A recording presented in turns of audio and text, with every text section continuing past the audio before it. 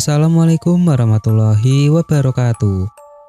Kembali lagi di channel Kisah Dedemit. Untuk kisah kali ini, saya akan membawakan sebuah cerita dari tulisannya akun Twitter yang bernama Horor Psikologis. Dan untuk kisah yang akan saya bawakan kali ini, yaitu sebuah kisah yang berjudul Gang Angker. Untuk kalian yang ingin membaca ceritanya secara langsung, silahkan kunjungi link yang akan saya cantumkan di deskripsi. Dan seperti apa kisahnya, langsung saja kita menuju ke ceritanya.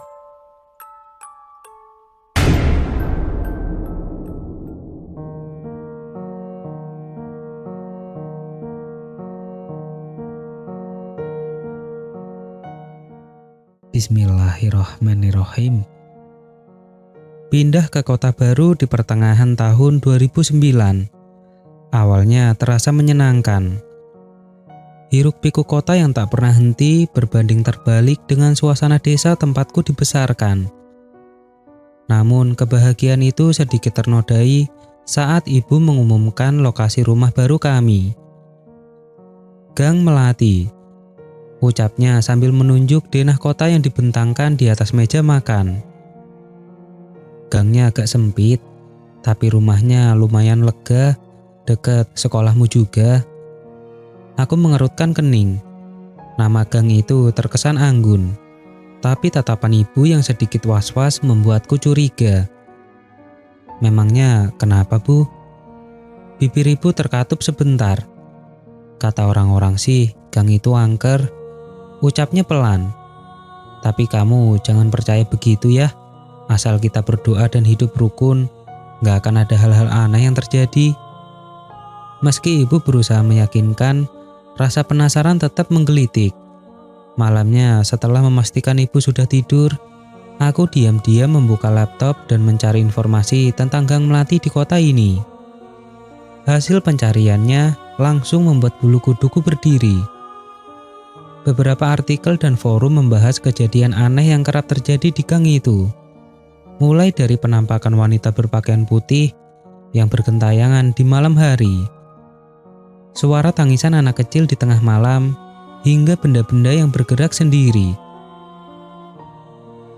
Jantungku berdetak kencang. Seharusnya aku tidak membaca berita-berita ini. Tapi rasa penasaran itu terlanjur memuncak. Aku mematikan laptop, berusaha menepis rasa takut yang mulai menggelayuti.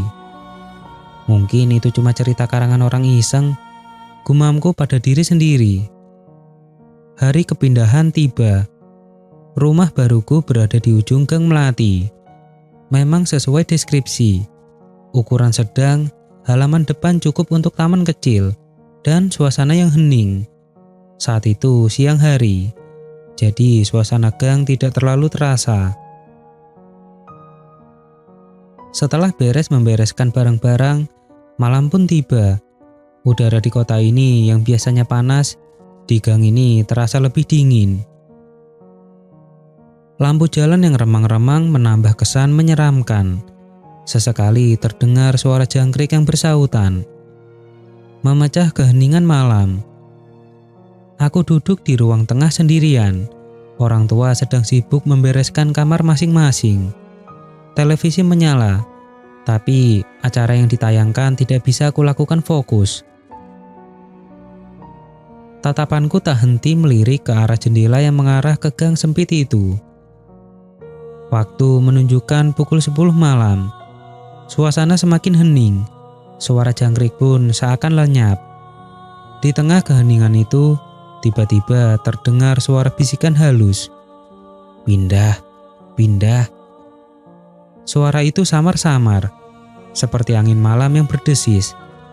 Tapi aku bisa memastikan, suara itu berasal dari luar, dari arah gang. Aku menelan ludah. Jantungku berdebar kencang. Jangan-jangan. Aku mencoba menguatkan diri. Mungkin cuma angin, bisikku pada diri sendiri. Sambil berusaha tenang, aku memutar volume televisi lebih kencang. Tapi suara bisikan itu terus terdengar, semakin jelas dan berulang. Pindah, pindah. Tak kuat menahan rasa takut, aku mematikan televisi dan menyalakan lampu ruang tamu sekuat-kuatnya. Cahaya lampu yang terang sedikit membuatku lega. Namun suara bisikan itu masih saja terdengar, meski samar. Tak tahan lagi, aku beranjak menuju kamar orang tuaku. "Bu, aku takut," kataku sambil membuka pintu kamar mereka. Ibu langsung memelukku dengan erat. "Kenapa, Nak?" "Ada suara-suara di luar," kataku pelan. Ibu mengelus kepalaku. "Sudah, tidak apa-apa. Besok kan ramai lagi. Kamu tidur saja ya." Aku menurut saja. Tapi semalaman aku tak bisa memejamkan mata. Suara bisikan itu terus terngiang, membuatku semakin takut. Pindah ke kota baru yang katanya angker, ternyata benar-benar menjadi pengalaman mengerikan. Pagi harinya, aku bercerita pada ibu tentang suasana bisikan itu. Ibu hanya tersenyum tipis. "Mungkin kamu kecapean kemarin," tuturnya. "Lagi pula, kamu kan tidak sendirian di sini." Aku hanya bisa mengangguk lirih. Kejadian malam itu tak kuceritakan pada siapapun. Tapi bisikan di malam pertama itu menjadi awal dari rentetan kejadian aneh yang akan kualami di rumah baruku. Panas tubuhku seakan terkuras saat menyadari diri tertidur di sofa ruang tengah. Aku mengerja beberapa kali, menyesuaikan pandangan dengan cahaya lampu remang-remang. Acara di televisi sudah berganti menjadi tayangan informasi larut malam. Namun, yang paling membuatku terpaku adalah sensasi berat yang menindih dadaku. Rasanya seperti ada seseorang yang duduk di atas perutku, menghalangi napasku. Panik menyeruak cepat. Aku berusaha menendang dan mendorong ke atas, tapi tubuhku terasa lumpuh, tak bisa digerakkan sedikit pun. Sebuah desisan dingin menyentuh telingaku. "Jangan bergerak."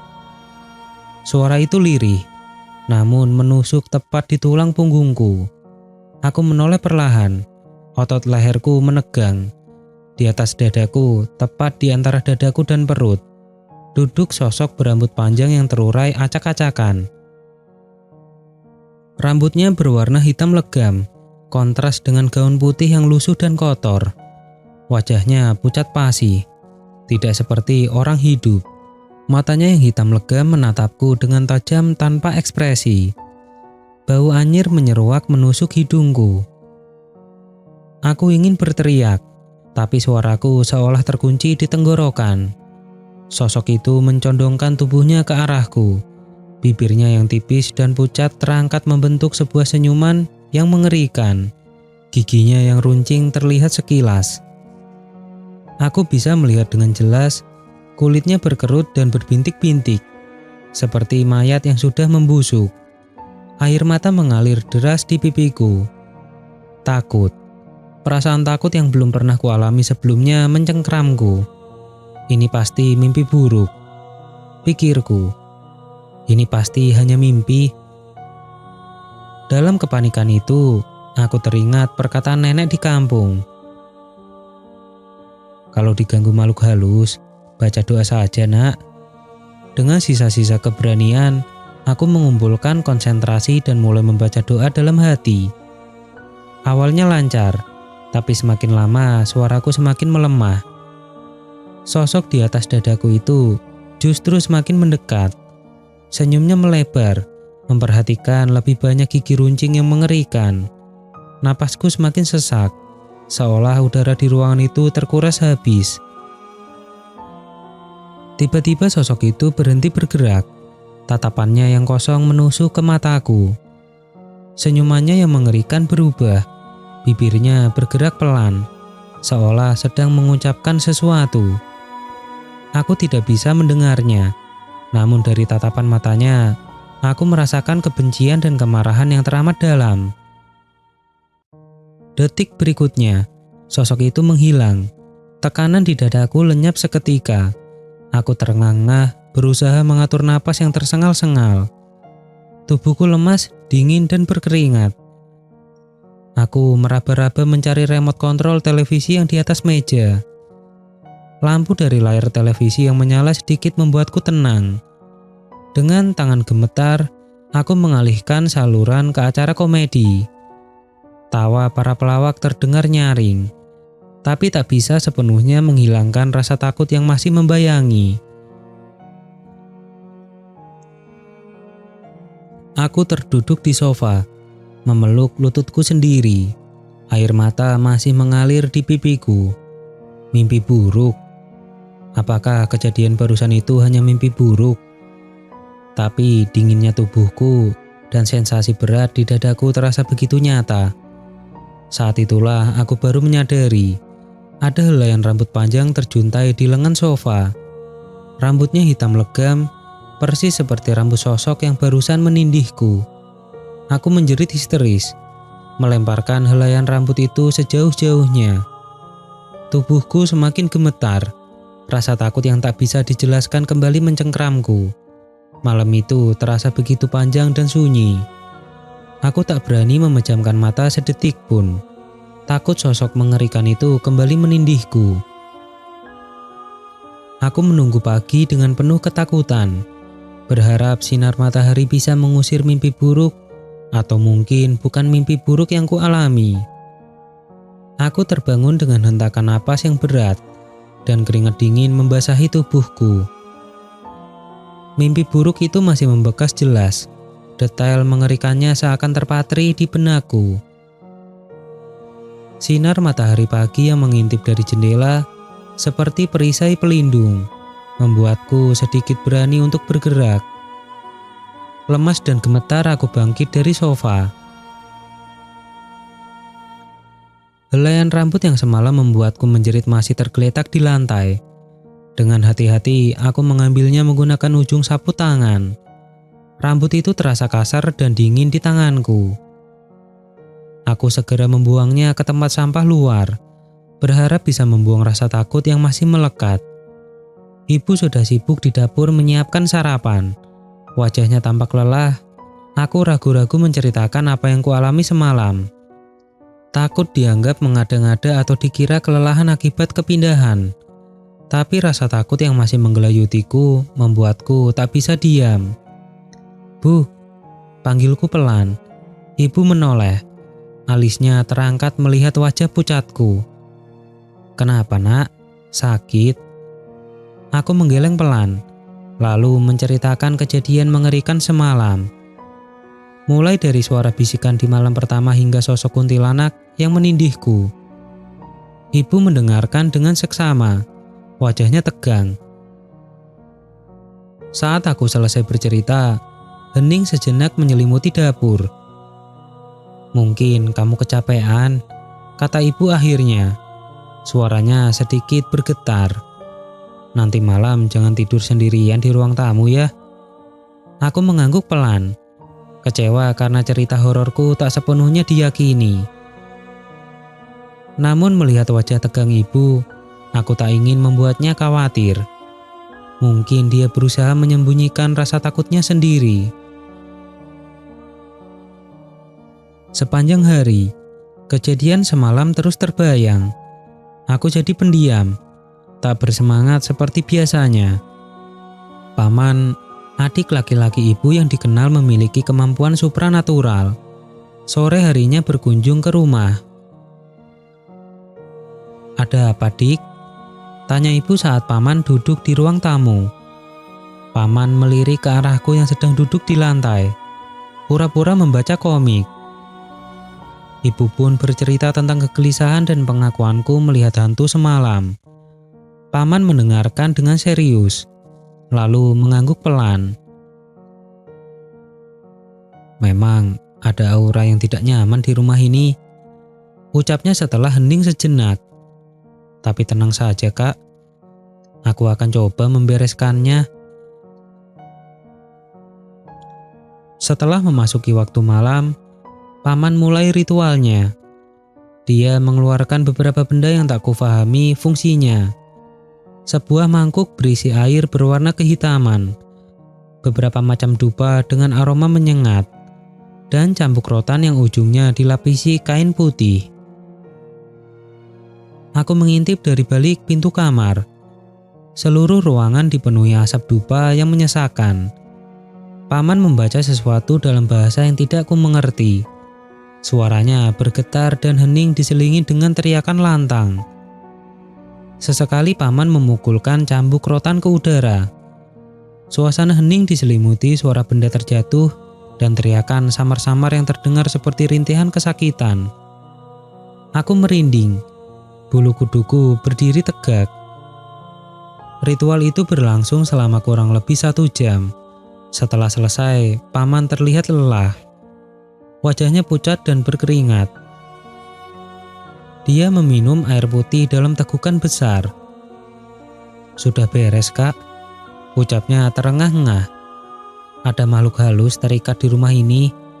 Mungkin sisa dari peristiwa buruk yang pernah terjadi di sini." Ibu menghela napas lega. "Terima kasih, Dik. Kamu selalu jadi penyelamat kami."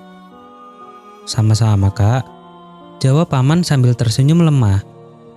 "Tapi untuk jaga-jaga, kalian harus tetap hati-hati. Apalagi malam Jumat, energinya biasanya lebih kuat." Perkataan paman membuatku semakin takut. Malam Jumat masih beberapa hari lagi. Tapi bayangan kuntilanak itu sudah menghantuiku. Namun, malam itu aku bisa tidur nyenyak di kamar bersama orang tua. Ritual paman dan doa-doa yang kubaca sebelum tidur memberiku sedikit rasa aman. Malam itu terasa berbeda. Udara yang biasanya panas di kota ini, malam itu terasa dingin menusuk tulang. Mungkin karena efek kejadian mengerikan yang kualami beberapa hari lalu. Atau mungkin karena sugesti perkataan paman tentang energi yang lebih kuat di malam Jumat. Malam hari, suasana hening menyelimuti rumah. Orang tua sibuk dengan kegiatan mereka masing-masing.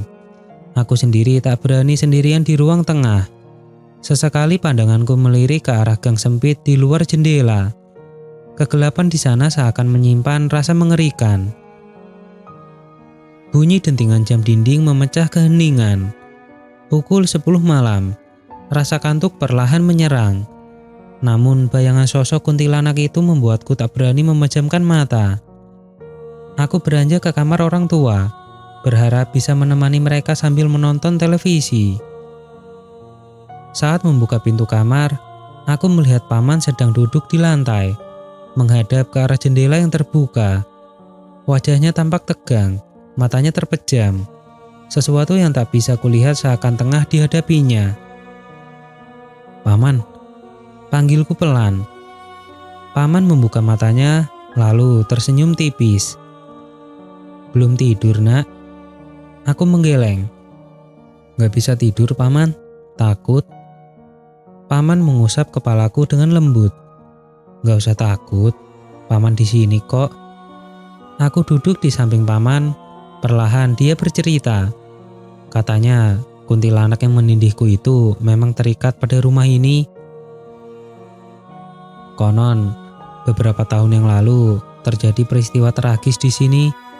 Seorang wanita hamil muda tewas bunuh diri karena ditinggalkan kekasihnya. Arwahnya gentayangan.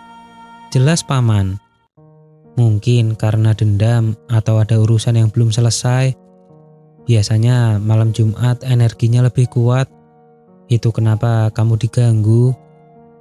Cerita paman membuatku merinding. Ternyata rumah baru ini menyimpan sejarah kelam. Tak heran kalau terasa angker. Pukul 11 lewat sedikit. Suasana di luar jendela semakin mencekam. Angin malam bertiup kencang, menerpa pohon-pohon yang tumbuh di pinggir gang hingga berdesiskan. Suara lolongan anjing dari kejauhan menambah kengerian suasana. Tiba-tiba, paman beranjak berdiri. Dia mengeluarkan kembali benda-benda yang dipakai kemarin. Mangkuk berisi air kehitaman, dupa dan cambuk rotan. Aku tahu ritual pembersihan akan dilakukan lagi. Namun kali ini ritualnya terasa berbeda. Paman membaca mantra-mantra dengan suara yang lebih lantang dan tegas. Asap dupa yang tebal memenuhi ruangan. Suasana hening kembali pecah oleh teriakan paman yang bergema ke seluruh penjuru rumah. Aku berpegangan erat pada lengan ibu yang berdiri di belakangku. Tubuhku gemetar ketakutan. Mantra paman dibalas dengan suara rintihan yang semakin jelas terdengar. Suaranya penuh dengan kesedihan dan kemarahan. Tak lama kemudian, terdengar suara benda pecah dari arah ruang tamu. Aku mengintip dari balik pintu kamar. Paman sedang berdiri tegak di tengah ruang tamu. Cambuk rotan di tangannya terangkat tinggi-tinggi. Di hadapannya terlihat pusaran angin berwarna hitam pekat. "Lepaskan tempat ini!" teriak paman lantang. Suaranya menggema dipenuhi dengan kekuatan. Pusaran angin itu bergolak semakin kencang, mengeluarkan suara desisan yang memekakan telinga. Setelah beberapa saat yang menegangkan, pusaran angin itu perlahan menghilang. Bau anyir yang menusuk hidung pun lenyap seketika. Paman terjatuh berlutut. Napasnya terengah-engah. Wajahnya pucat pasi. Keringatnya membasahi seluruh bajunya. "Sudah selesai," ucapnya pelan, suaranya parau. "Dia sudah pergi." Lega bercampur haru menyelimuti hatiku. Ritual yang melelahkan itu akhirnya membuahkan hasil. Kuntilanak yang selama ini mengganggu sudah pergi. Malam itu, untuk pertama kalinya sejak kepindahan, aku bisa tidur nyenyak tanpa diganggu mimpi buruk. Meskipun ritual pembersihan paman berhasil mengusir kuntilanak yang menindasku, pengalaman mengerikan itu meninggalkan bekas yang mendalam. Mimpi buruk tentang sosok berambut panjang dan berwajah pucat masih kerap menghantuiku. Terutama saat menjelang malam Jumat. Rasa takut itu selalu muncul setiap kali aku sendirian di rumah. Terutama di ruang tengah tempat kejadian pertemuan itu terjadi. Trauma itu membuatku menjadi pribadi yang lebih religius. Setiap malam sebelum tidur, aku tak lupa membaca doa. Rasa takut diganggu makhluk halus mendorongku untuk lebih mendekatkan diri pada Tuhan. Kehidupan di kota ini pun terasa berbeda. Awalnya aku bersemangat untuk menjelajahi kota baru ini. Namun kejadian di rumah baruku membuatku lebih banyak berdiam diri di rumah. Aku jadi jarang keluar, apalagi jika hari sudah mulai gelap. Teman-teman sekolahku mengajakku jalan-jalan atau nongkrong, tapi aku selalu mencari alasan untuk menolak. Ibu dan ayah tentu saja khawatir dengan perubahan sikapku. Mereka mencoba mengajakku berbincang-bincang, tapi aku selalu menutup diri. Suatu sore, saat sedang melamun di kamar, paman datang berkunjung. Dia melihat wajahku yang murung dan langsung mengerti permasalahanku.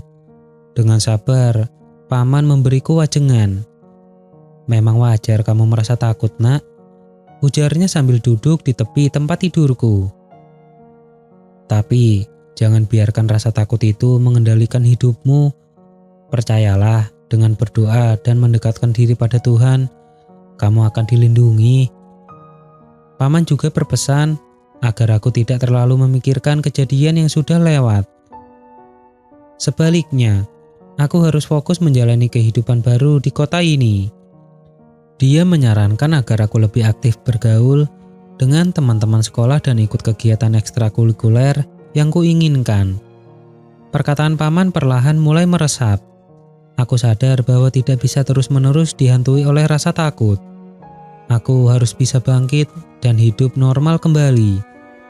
Mulai saat itu, aku perlahan membuka diri. Aku mulai menerima ajakan teman-teman untuk bermain dan belajar bersama. Aku juga mengikuti kegiatan ekstrakurikuler teater yang selama ini kupendam minatnya. Seiring berjalannya waktu, frekuensi mimpi burukku pun berkurang. Aku mulai terbiasa dengan suasana rumah baruku. meskipun rasa takut sesaat masih kerap muncul, terutama saat malam Jumat. Pengalaman diganggu kuntilanak itu menjadi pengalaman tak terlupakan dalam hidupku. Meskipun mengerikan, kejadian itu juga mengajariku arti pentingnya doa, keimanan, dan kekuatan mental. Dan yang terpenting, aku belajar untuk tidak menyerah pada rasa takut dan tetap menjalankan hidup dengan penuh semangat. Kini meskipun Gang Melati masih terkenal dengan cerita-cerita angkernya, bagiku gang itu hanya sekedar gang sempit biasa.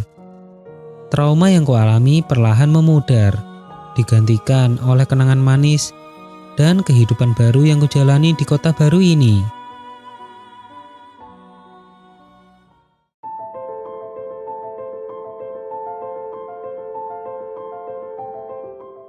Oke teman-teman, ceritanya selesai sampai di sini.